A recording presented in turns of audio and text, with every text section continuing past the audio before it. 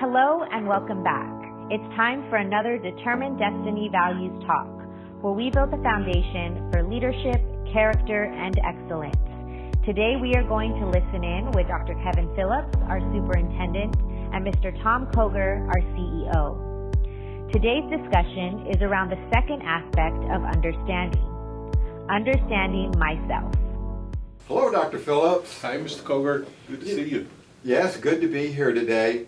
Thinking about our first discussion was on the value of understanding, and it was centered around understanding others.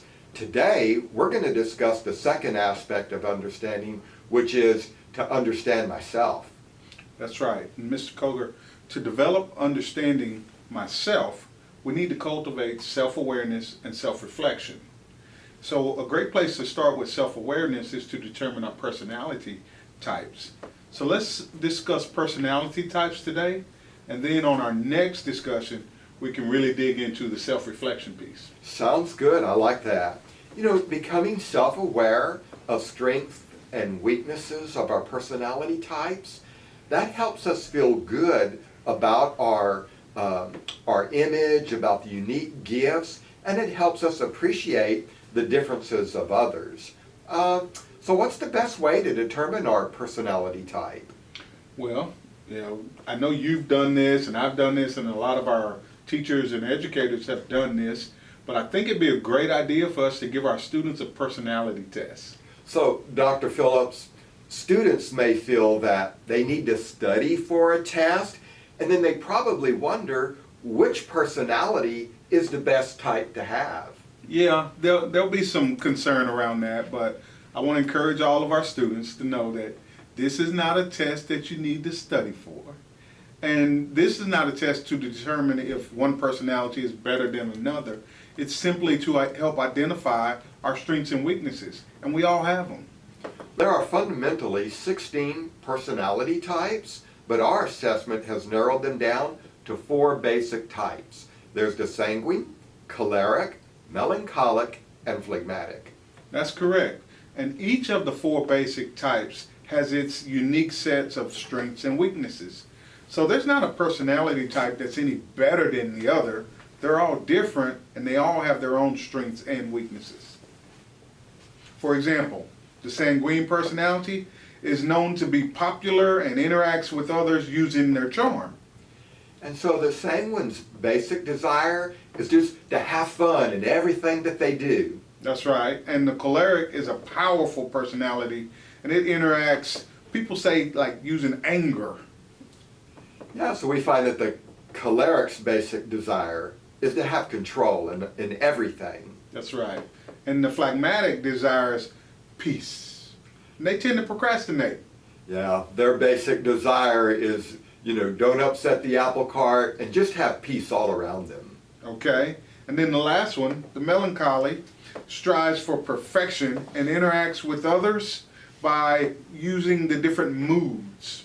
Yes, that's right. The melancholy, their basic desire is just to have perfection in everything that they do.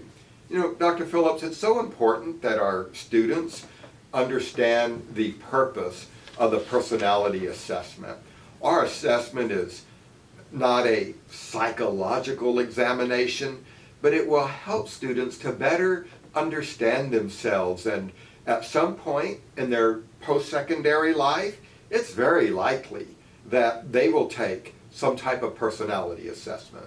That's true. Like I said earlier, I know you've done it, I've done it, teachers have done it, administrators have done it, and there's no right or wrong. It's just really a great tool that we're making available to our students so that they can understand their personalities. For instance, when we understand one of our personality weaknesses, then because we're more aware of that, then we can address that weakness and make adjustments so that it doesn't become a pitfall for us long term.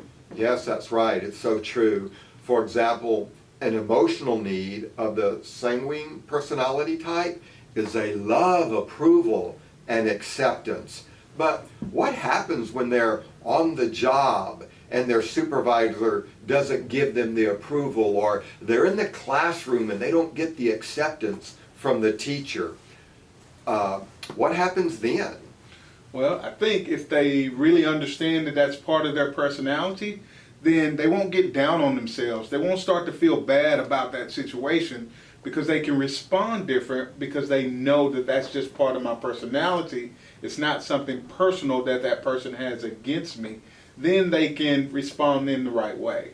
Well, so then knowing about ourselves, we can take responsibility for our thoughts rather than being upset with the supervisor or a classroom teacher that didn't give us the emotional support that we felt we needed. That's right. So I want to encourage you, students, don't become a victim. Learn about yourself by developing the value of understanding myself. It's going to be hard, it's going to take some work, but trust us, we're going to help you with this.